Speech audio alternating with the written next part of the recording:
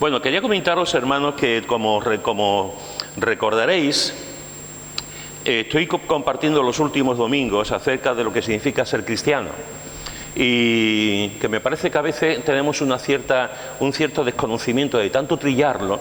A veces tenemos un cierto desconocimiento de lo que realmente significa ser cristiano. Y he comentado en estos últimos domingos algunas cosas acerca de ese hecho. Si recuerdas bien, la semana pasada te comenté que ser cristiano significa básicamente tres cosas. Hay más, pero ser cristiano significa básicamente tres cosas. Una es conocer a Cristo, la segunda es confiar en Cristo y la tercera es amar a Cristo. Conocer a Cristo, confiar en Cristo y amar a Cristo. Y hoy quiero contarte acerca de tres actitudes del cristiano. Tres actitudes del cristiano, que se podría resumir, y ya te digo el título, Lara, se podría resumir, esas tres actitudes es mirar, escuchar y esperar.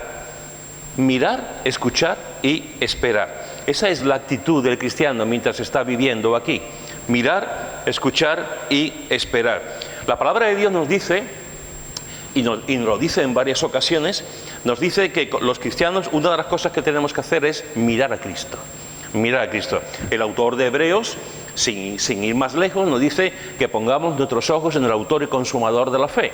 Y tenemos que poner nuestros ojos en Cristo. El autor de la Biblia también nos dice en Colosas, en la iglesia de los Colosenses, nos dice Pablo, que miremos hacia arriba, que miremos hacia la eternidad, que miremos a Cristo, que miremos hacia el cielo. La Biblia nos dice una y otra vez que tenemos que estar mirando a Cristo. Y cuando tú contemplas a Jesús desde el nacimiento hasta lo que hemos cantado hoy, hasta su segunda venida. En todo ese tramo, desde el nacimiento hasta la segunda venida, tenemos que estar contemplando a Jesús, mirando a Jesús. Cuando tú miras a Jesús en la encarnación, cuando tú miras a Jesús en el nacimiento, tú verás un prodigio de maravillas, verás un prodigio de milagros, verás cómo se conjugaron en el nacimiento de Jesús un montón de factores, desde los ángeles hasta los magos, las señales, los pastores. Hubo un montón de maravillas en cuanto al nacimiento de Jesús, y a eso tenemos que mirar. A eso tenemos que mirar continuamente, porque el nacimiento de Jesús es lo que marca la historia. El nacimiento de Jesús, si Jesús en su encarnación, en su nacimiento no hubiese sido Dios, simplemente un hombre, y se hubiese después desarrollado toda una teología, enseñanza, doctrina sobre eso, sobre su encarnación, sin ser Cristo, sin ser Dios, realmente estaríamos aquí. No solamente cuando hablamos de que si Cristo no resucitó, estamos engañados, es que si Cristo no fue Dios cuando nació, estamos engañados. Y la palabra de Dios nos dice que tenemos que estar mirando ese nacimiento magistral, maravilloso, sobrecogedor, lleno de maravillas y de milagros. Pero no solamente miramos a Cristo en el nacimiento, miramos a Cristo incluso cuando es adolescente, miramos a Cristo cuando se junta con los sabios de su momento, con los religiosos de su momento, con los maestros de la ley, y a los maestros de la ley durante unos cuantos días se quedan sobrecogidos, sorprendidos durante esos 3 días por el conocimiento que tenía Jesús de la palabra, y cómo esos eruditos se llevan esos 3 días hablando con Jesús y se quedan realmente con la boca abierta del conocimiento que tenía Jesús de la palabra. No solamente miramos a Jesús ahí, miramos a Jesús desde su principio del ministerio, desde que comienza el ministerio, y vemos todas las maravillas que Jesús en 3 años hizo. Sanar enfermos, curar, hablar, la gente le seguía, hacer milagros, recorrer toda Judea predicando el Evangelio. Es decir, encontramos una y otra vez, nos maravillamos presenciando lo que Jesús hizo. Y no solamente miramos eso, miramos también cuando llega esa última semana que recordamos, cuando Jesús fue a la cruz y murió. Pero no solamente miramos eso, miramos también su resurrección y miramos su ascensión al cielo, pero tampoco nos quedamos ahí. La Biblia nos enseña también que tenemos que estar mirando su segunda venida, cuando Él vuelva. Por lo tanto, todo esto que estoy diciendo es para resumir que como cristianos tenemos que estar mirando continuamente a Jesús. Es interesante que en Zacarías, en el capítulo 12, en el versículo 10 de Zacarías es un libro muy importante. Zacarías es uno de los libros donde se habla más acerca de las profecías acerca de Jesús. Es un libro que habla mucho acerca de Cristo. Y es interesante que en Zacarías capítulo 12, versículo 10, dice el profeta: mirarán a mí a quien traspasaron, mirarán a mí, a Jesús, mirarán a mí a quien traspasaron. Llegará un momento en la historia de Israel, llegará un momento cuando se cumpla, cuando vamos a vivir lo que la Biblia llama el milenio, y se restaurará, que Cristo vendrá y estará aquí en durante 1000 años. Los judíos, Israel, mirarán al que traspasaron, mirarán a Cristo. Fijaros que dice al que traspasaron, al que murió en la cruz. Y los judíos mirarán a ese Cristo que hoy en día reniegan de ello, que hoy reniegan del Mesías, reniegan de la cruz. Ellos lo consideran como una maldición, la cruz. Pero llegará un momento en esa venida del Señor, en ese milenio maravilloso que la Biblia nos enseña, que mirarán a aquel al que traspasaron.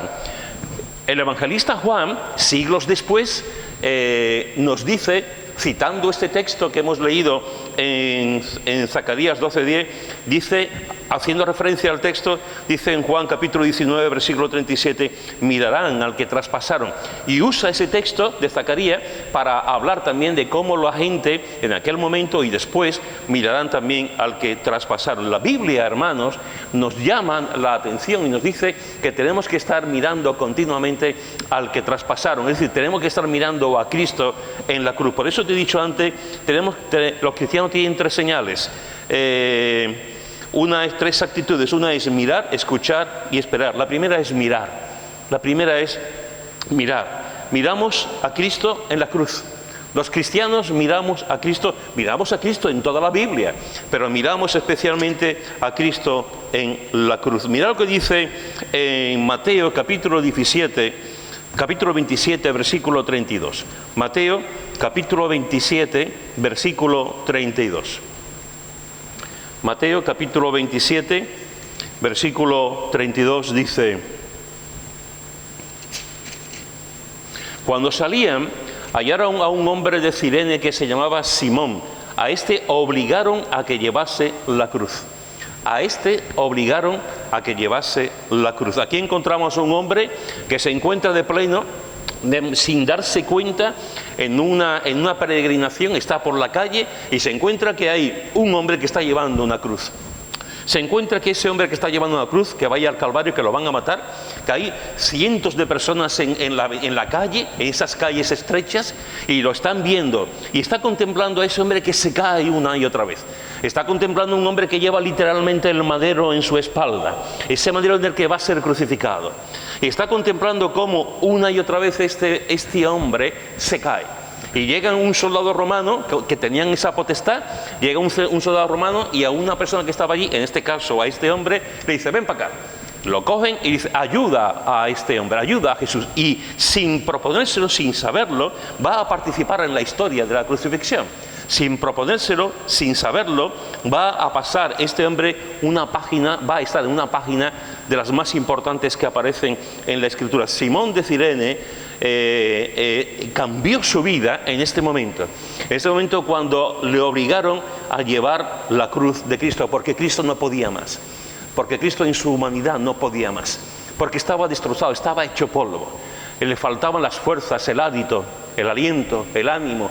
Le faltaba todo, de la paliza, de los latigazos, de todo lo que estaban haciendo, y no podían. Y de pronto este hombre se pone allí y ayuda y coge parte de esa cruz para ayudar a Jesús hasta llevar a la cruz.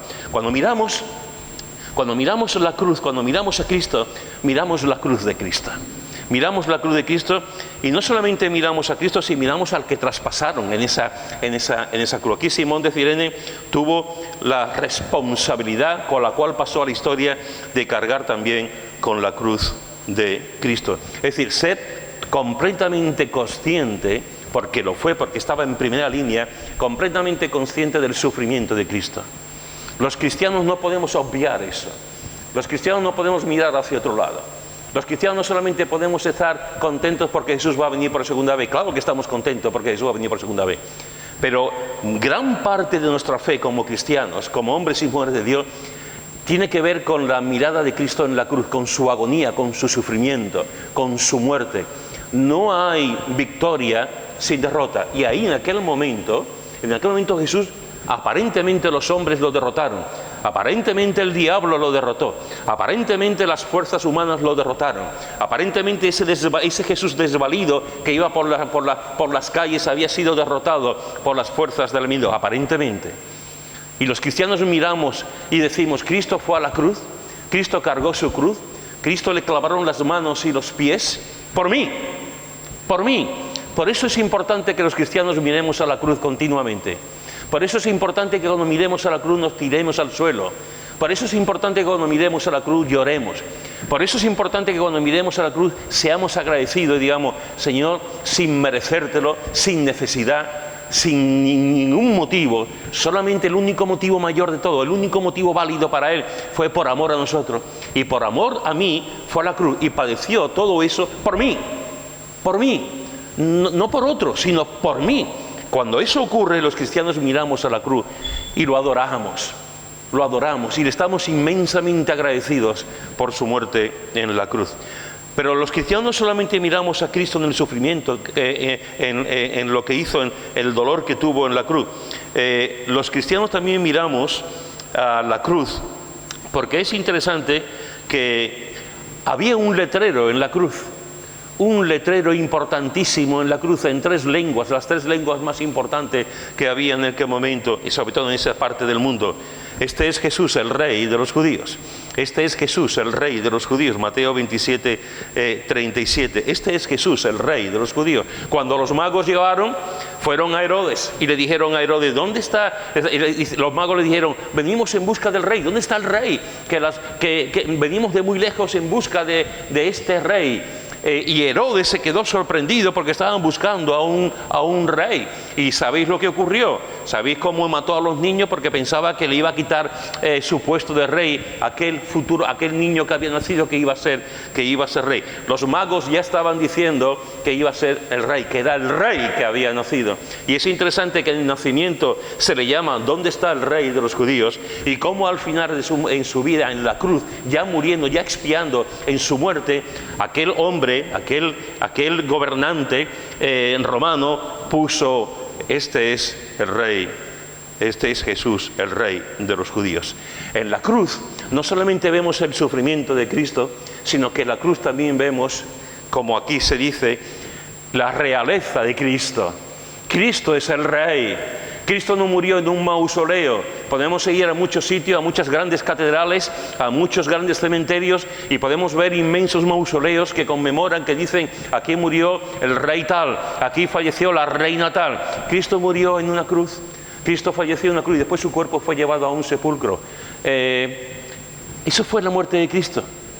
Pero cuando estamos contemplando la muerte de Cristo en la cruz, no estamos contemplando la muerte solamente de una persona ahí. No pensamos que es una persona desvalida o una persona... Estamos contemplando, hermanos y hermanas, estamos contemplando al Rey, al Rey, al Rey. Y ese letrero sin que las autoridades romanas, ni mucho menos las autoridades judías, podían pensar lo que eso significaba, que queriendo burlarse de él con ese letrero, estaban diciendo una verdad inmensa, una verdad tremenda, y todo el mundo allí, viendo a Jesús en la cruz, podían leer, este es el Rey de los judíos.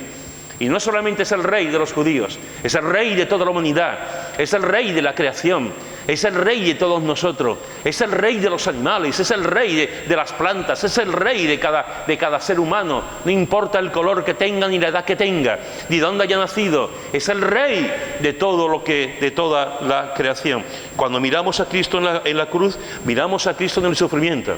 Cuando miramos a Cristo en la cruz, miramos a Cristo como Rey absoluto, y tiene que ser el Rey de tu vida. Si Cristo no es el Rey de tu vida, algo falla, algo va mal. Cristo tiene que ser el Rey absoluto, el monarca absoluto en tu vida. Pero no solamente contemplamos a Cristo en la cruz, miramos a Cristo en la cruz como cargando la cruz con el sufrimiento que eso conllevó, como Rey, con ese anuncio, con ese letrero que le pusieron, sino que también vemos a Cristo como Dios mismo. El centurión dijo una gran verdad teológica sin él proponérselo, sin él saberlo. El centurión que estaba contemplando la muerte de Cristo en la cruz y lo que Jesús estaba diciendo en la cruz, el centurión dijo, verdaderamente este era Hijo de Dios. verdaderamente este era Hijo de Dios. Mateo 27, 54. Este hombre se quedó sorprendido de cómo Cristo, cómo este Jesús estaba en la cruz y la forma que tuvo de morir y las palabras que salieron de él a la hora de estar allí en la cruz. Y este hombre, acostumbrado a la muerte, acostumbrado al sufrimiento, acostumbrado a la lucha, este hombre acostumbrado a que la gente lo pasara mal y muriera, este hombre contemplando a Jesús en la cruz dijo: este hombre es verdaderamente el Hijo de Dios. Y cuando hace esa afirmación está diciendo: este hombre es Dios. Este hombre es Dios. Así que fijaros, hermanos, que la Biblia nos dice que los cristianos tenemos que mirar a Cristo. Tenemos que mirar a Cristo en todo momento, en todo tiempo. Pero la Biblia nos dice también que tenemos que mirar a Cristo en la cruz, en la cruz, en la cruz. Tenemos que mirar a Cristo en su sufrimiento. Tenemos que mirar a Cristo como Rey. Y tenemos que mirar a Cristo como Dios mismo, como Dios hecho carne, Dios encarnado. Por eso tenemos que mirar la cruz. Los cristianos miramos a la cruz. Pero no solamente miramos a la cruz, los cristianos también escuchamos la voz de Jesús. Y la voz de Jesús la escuchamos en los evangelios. La voz de Jesús la escuchamos en todas las cartas, en todos los libros. La voz de Jesús la escuchamos en el Antiguo Testamento, la escuchamos en la profecía. La voz de Jesús se escucha una y otra vez en toda la Biblia, en todas las Escrituras. Pero también se escucha en la cruz. También se escucha en la cruz. Los cristianos miramos la cruz de Cristo, al Cristo que está en la cruz, pero los cristianos también escuchamos las palabras de Cristo en la cruz. Y las palabras de Cristo en la cruz, hermanos y hermanas, son maravillosas. Lo está diciendo un hombre que va a morir. Lo está diciendo un hombre que lo están apaleando. Lo está diciendo un hombre que está en el culmen del sufrimiento. Lo está diciendo el Dios encarnado. Y en esa cruz Jesús dice: Padre, perdónalos. Lucas 23, 34. Lucas 23, 34. Padre, perdónalos. Está perdonando a aquellos que lo están matando. Los cristianos escuchamos la voz de Jesús en la cruz. Y la voz, esa voz preciosa de Jesús está diciendo: Padre, perdónalos. Padre, perdónalos. Lo están matando. Lo están matando. Se están burlando de él. Se están riendo de él. Pero está lleno de burla, está lleno de dolor. La gente está allí como si aquello fuese la feria. Están contemplando la muerte. Y sin embargo Jesús está diciendo: Padre, perdónalos. El cristiano, hermanos y hermanas, es alguien que sigue el modelo de Jesús, que sigue el ejemplo de Jesús. Y Jesús nos enseña a perdonar a los que nos hacen daño, como Esteban. Esteban lo estaban apedreando, lo estaban matando, estaban tirándole piedras, adoquines que eran grandísimas, y allí le estaban tirando las piedras, y Esteban no dijo: Señor, dame una metralleta que me los cargo a todos. No dijo eso. Esteban no tuvo: Señor, véngame, Señor. Esteban, lo que estaba allí, igual que su maestro, igual que Jesús: Padre, perdónalos. Eso es lo que escuchamos los cristianos. Los cristianos escuchamos la voz de Jesús en la cruz que dice: Padre, perdónalos. Y nos lo aplicamos. Y nos lo aplicamos. Siempre habrá gente que nos hace daño. En el entorno familiar, ¿tus padres te harán alguna vez daño? ¿Los hijos harán alguna vez daño a los padres? ¿Los hermanos harán daño entre los hermanos? ¿Los titos harán daño a sus sobrinos? ¿Los sobrinos harán daño a sus titos? ¿Habrá daño en la iglesia?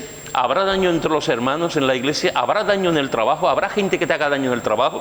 ¿Habrá gente que no entiende su actitud contigo en el bloque, en el piso, en la calle donde vives, en el trabajo donde estás? Pero Jesús dice: Padre, perdónalos. Y los cristianos no vamos por nuestro aire. Los cristianos no vamos con lo que nosotros creemos oportuno. Los cristianos, como definición, creemos en Jesús, seguimos a Jesús y hacemos caso a Jesús. Y los cristianos escuchamos la voz de Jesús en la cruz cuando dice: Padre, perdóname. No solamente escuchamos palabras de perdón, los cristianos escuchamos palabras de promesa. Hoy estarás conmigo en el paraíso. Hoy estarás conmigo en el paraíso. Y lo vemos en Lucas 23, 13, a un ladrón. No voy a compartir mucho porque el domingo pasado compartí algo sobre esto. Hoy estarás conmigo en el paraíso.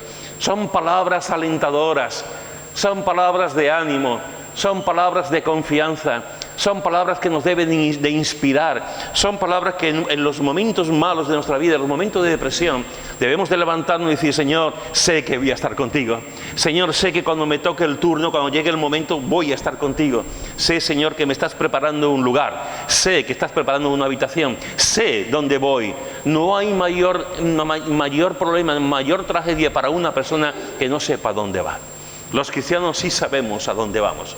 Y Jesús mismo lo dijo a este ladrón que estaba en la cruz, que en esas horas conoció a Cristo, en esas horas reconoció a Cristo y le dijo: acuérdate de mí cuando vengas en tu reino. Y Jesús le dice: hoy,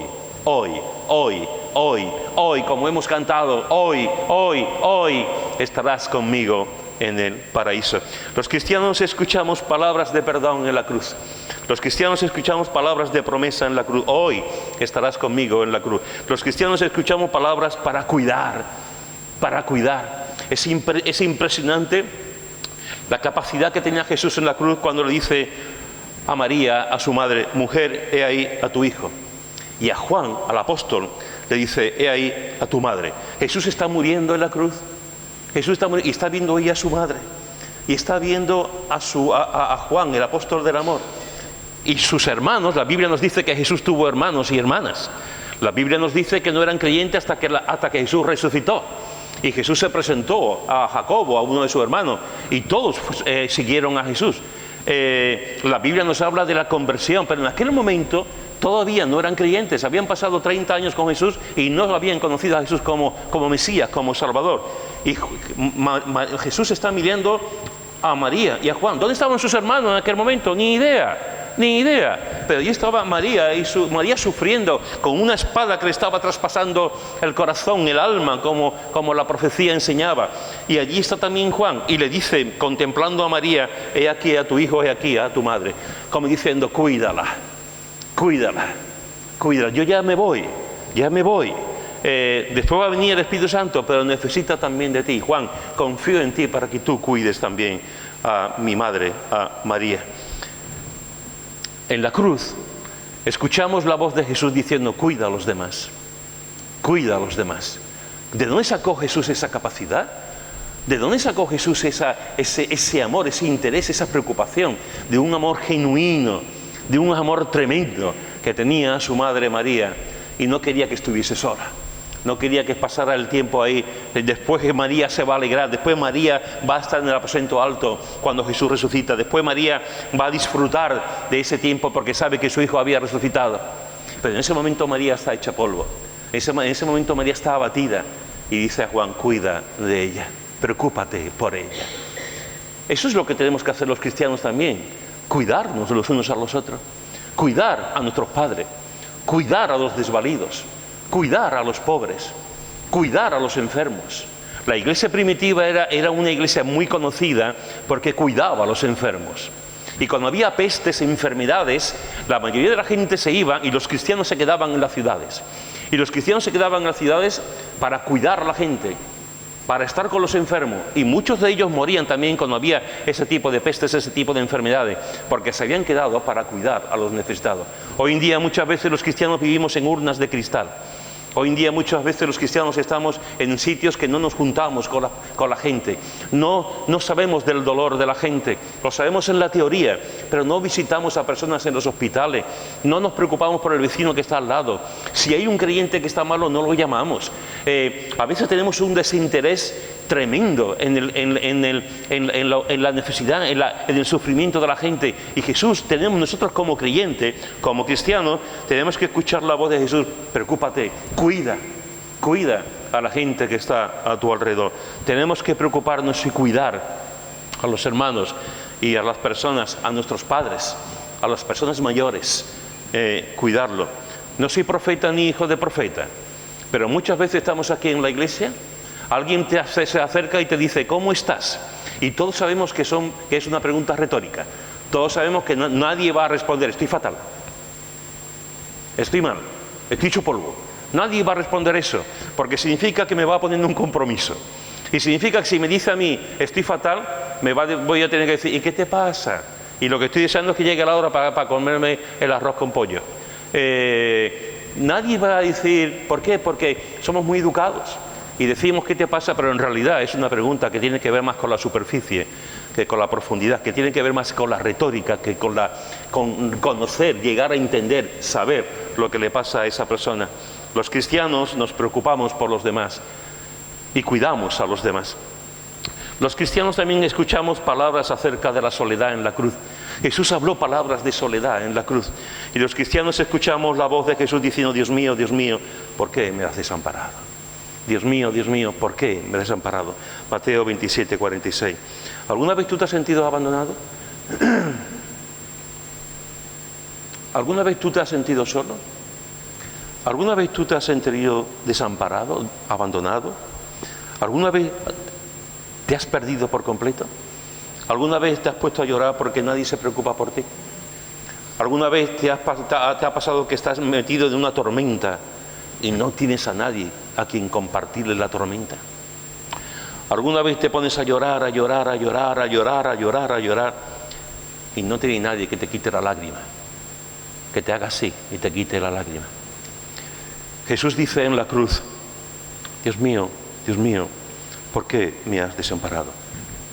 Quiero decirte que los cristianos, cuando pasamos por esos momentos de soledad, de turbación, de sufrimiento, esos momentos de desamparo, los cristianos miramos a la cruz y decimos: Señor, te estoy mirando, Señor, te estoy contemplando, Señor, estoy solo, abatido, desamparado, Señor, no sé cómo hacer, no sé qué pasa en mi vida. Pero no solamente miramos ahí, sino que además cuando miramos a Jesús en la cruz, Jesús nos dice: yo estuve igual que tú, yo también fui desamparado, yo también estuve abandonado. Mi Padre se retiró de mí durante un momento para que el pecado no... Mi Padre es Dios, es santo, y el pecado no podía entrar dentro de su presencia, y me abandonó porque yo estaba cargando el pecado de toda la humanidad. Y en ese momento, cargando el pecado de toda la humanidad, me sentí solo, porque mi Padre, el Santo, me abandonó para no contaminarse del pecado. Yo te entiendo porque yo he estado solo también. Yo te entiendo porque yo también me he sentido abandonado. Yo te entiendo lo que es la soledad. Cuando escuchamos las palabras de Jesús en la cruz, los cristianos decimos: Señor, yo estoy desamparado, yo me siento abandonado, pero sé que tú me entiendes. La gente quizá no... La soledad es muy difícil de entender a menos que alguien lo haya vivido, como tantas otras cosas. Sobre todo la soledad que no se busca. Y tenemos la garantía, la promesa de que el cristiano mira la cruz y el cristiano escucha la voz de Cristo en la cruz y le dice: yo también he estado desamparado, yo también he estado abandonado. Los cristianos no solamente escuchamos las palabras de perdón en la cruz, o las palabras de promesa en la cruz, o las palabras para cuidar en la cruz, o las palabras acerca de la soledad en la cruz. Los cristianos también escuchamos palabras de agonía, tengo sed, dice Jesús en la cruz, Juan 19, 28. Tengo sed. Allí está Jesús, que la profecía también lo decían, que Jesús iba a estar con la sed, lo estaban matando. Y Jesús tiene sed, su cuerpo le pide sed, le pide agua, su cuerpo le pide líquido. Tengo sed. Estaba de tal manera la agonía que no podía beber, no podía coger un vaso de agua, no podía coger en el manantial al río, no podía ir al Jordán, nadie estaba allí: tengo sed. Y allí estaba contemplando, muriendo. Es interesante que la Biblia nos dice que muchas veces también tenemos que tener sed, pero otro tipo de sed. En la Biblia con su autoridad nos dice, en el Salmo 42, por ejemplo, dice: mi alma tiene sed de Dios, del Dios vivo. Mi alma tiene sed del Dios vivo. Jesús no tenía sed del Dios vivo porque Él es mismo Dios. Pero en ese momento, esa sed física era para Él importante. La Biblia, hermanos y hermanas, nos llama y nos dice que tengamos sed. Sed de Dios, sed de Cristo, sed de estar lleno del Espíritu Santo, sed de vivir con Él, en Él, por Él, para Él, sed de vivir realmente como el Señor quiere para nuestra vida. Ten sed siempre, ten sed física. Gracias a Dios que podemos ir a nuestra casa, abrimos el frigorífico y tenemos agua fresquita. Gracias a Dios que podemos ir a otra casa, abrimos el grifo y tenemos agua. Gracias a Dios que podemos ir a la ducha, abrir el frigorífico, el de esto, ¡bum!, y tenemos agua. Gracias a Dios por el agua, que es una maravilla, una bendición. Pero debíamos tener sed de Dios.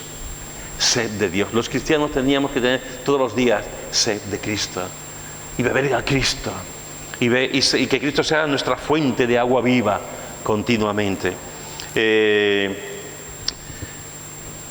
¿Tú tienes sed de Cristo? ¿Tú tienes sed de Él?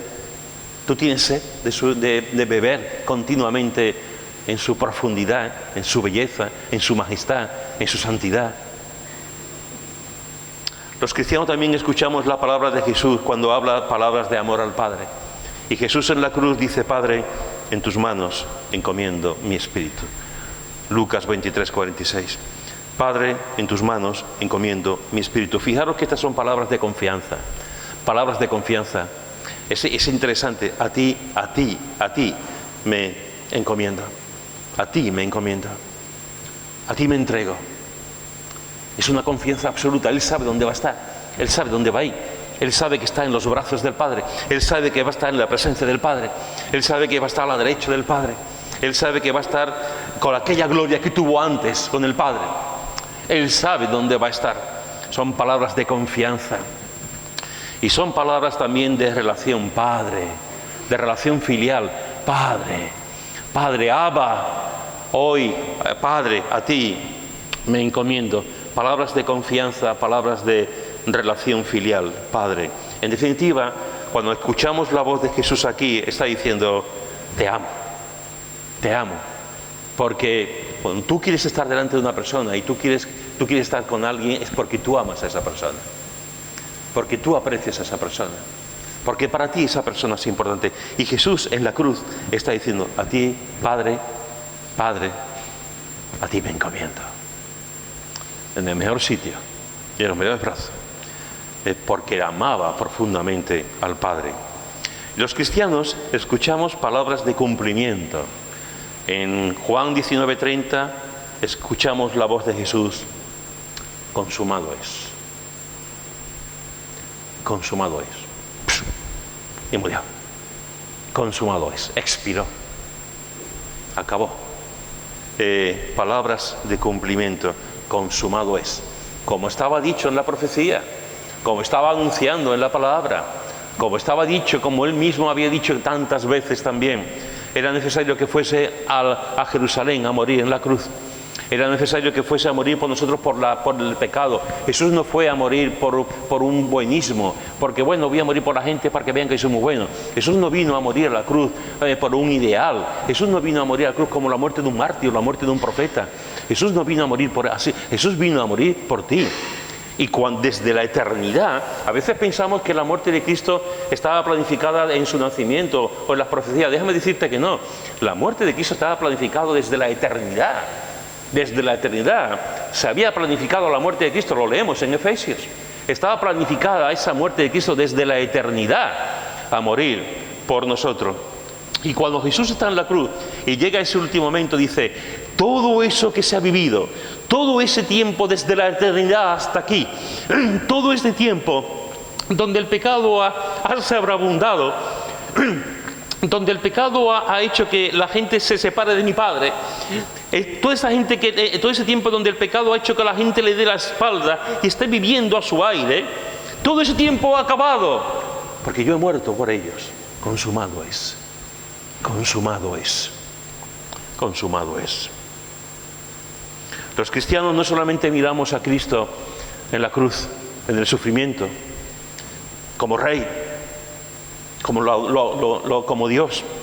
Los cristianos escuchamos también las palabras de Jesús en la cruz, palabras de perdón, palabras de promesa, palabras para cuidar, palabras acerca de la soledad, palabras de agonía, palabras de amor al Padre, palabras de cumplimiento. Los cristianos no solamente miramos a Jesús, los cristianos no solamente escuchamos la voz de Jesús en la cruz, y hoy se nos ha dado un banquete, con la alabanza. Los cristianos esperamos por segunda vez al Jesús que resucitó de la cruz. Los cristianos esperamos por segunda vez al Jesús que resucitó de la cruz. Los cristianos miramos a Cristo en la cruz. Los cristianos escuchamos a Cristo en la cruz, la voz de Cristo en la cruz. Y los cristianos esperamos a Jesús que resucitó de la cruz. Mira lo que dice en Hechos, en el capítulo 1. Hechos, capítulo 1, versículo 9 al 11. Hechos, capítulo 1, versículo 9 al 11, dice... Bueno, del 9, Hechos 1, versículo 9, dice, y habiendo dicho estas cosas, viéndolo ellos, fue alzado, y le recibió una nube que le ocultó de sus ojos. Y estando ellos con los ojos puestos en el cielo, entre tanto que él se iba, aquí se pusieron junto a ellos dos varones con vestiduras blancas, los cuales también le dijeron, varones galileos, ¿por qué estáis mirando al cielo? Este mismo Jesús que ha sido tomado de vosotros al cielo, así vendrá como lo habéis visto ir al cielo. Este Jesús que asciende, y están allí aquella multitud, aquellas personas, están viendo, contemplando a Jesús subiendo al cielo, en un espectáculo tremendo, maravilloso, allí viendo cómo Jesús está subiendo, ascendiendo, y los ángeles aparecen y le dicen, ¿qué estáis mirando? Porque este mismo Jesús que está subiendo, que está magnificándose, que estamos viendo su gloria, este mismo Jesús vendrá otra vez. Vendrá otra vez. Este mismo Jesús vendrá como lo habéis visto ir al cielo. Los cristianos esperamos la venida de Cristo. Los cristianos esperamos que Jesús va a venir un día otra vez por segunda vez. Los cristianos nos unimos al libro de Santiago, vamos a la Biblia, vamos a Santiago, y en el capítulo 5 de Santiago, versículos 7 y 8, nos dice... Santiago, capítulo 5, versículos 7 y 8, dice, por tanto, hermanos, tened paciencia hasta que acabéis el curso escolar. Ah, no, perdón, eso no lo pone. Por tanto, hermanos, tened paciencia hasta que os suban el sueldo. Ah, tampoco pone eso. Por tanto, hermanos, tened paciencia hasta que tengáis novio. Ah, tampoco pone eso. Perdón. ¿Qué pone? Por tanto, hermanos, tened paciencia hasta la venida del Señor. Tener paciencia hasta la venida del Señor. Mirad cómo el labrador espera el precioso fruto de la tierra, aguardando con paciencia hasta que reciba la lluvia temprana y la tardía. Tened también vosotros paciencia y afirmad vuestros corazones, porque la venida del Señor se acerca. Amén. La venida del Señor se acerca. Los cristianos miramos a Cristo en la cruz. Primera actitud. Los cristianos escuchamos a Cristo en la cruz. Segunda actitud. Los cristianos esperamos a Cristo, al Cristo que resucitó de la cruz. Tercera actitud. Los cristianos esperamos a Jesús, y los esperamos con ansia, con deseo, con ganas, como hemos leído también antes en 1 Tesalonicenses, ¿no? En un abrir y cerrar de ojos Cristo viene, y tenemos que estar abiertos a saber que Cristo nos dice, estad preparados y velad. Está preparado, si verá, tenemos que estar vigilantes porque Jesús va a venir por segunda vez. Y los cristianos esperamos con paciencia, con alegría, con gozo, preparados, como si estuviésemos en el cuartel, sirviendo, como soldados, como carpinteros, como trabajadores, como donde estemos, sirviendo al Señor, trabajando para el Señor, haciendo la obra de Dios. Y mientras que hacemos eso, mientras estamos predicando, evangelizando, compartiendo, mientras estamos haciendo la labor de Dios, decimos, Señor, vas a venir, vas a venir, vas a venir. Y tenemos paciencia porque Jesús va a venir también cuando Él en su plan profético lo haga. Los cristianos somos aquellos hombres y mujeres que miramos a Jesús en la cruz. Siempre. Y miramos a Cristo en la cruz con su sufrimiento, miramos a Cristo en la cruz como el Rey, y miramos a Cristo en la cruz como el Dios encarnado, y lo adoramos. El cristiano es aquel que escucha las palabras de Jesús en la cruz y lo intenta vivir en sus vidas. Y el cristiano es aquel que espera con alegría, con gozo, con paciencia, velando, ayunando. Porque ese Cristo que venció a la muerte, que venció a la cruz, ese Cristo va a venir por segunda vez. Eso es lo que hacemos los cristianos. Eso es lo que tenemos que vivir los cristianos. Mirar a Cristo. Escuchar a Cristo. Y esperar a Cristo.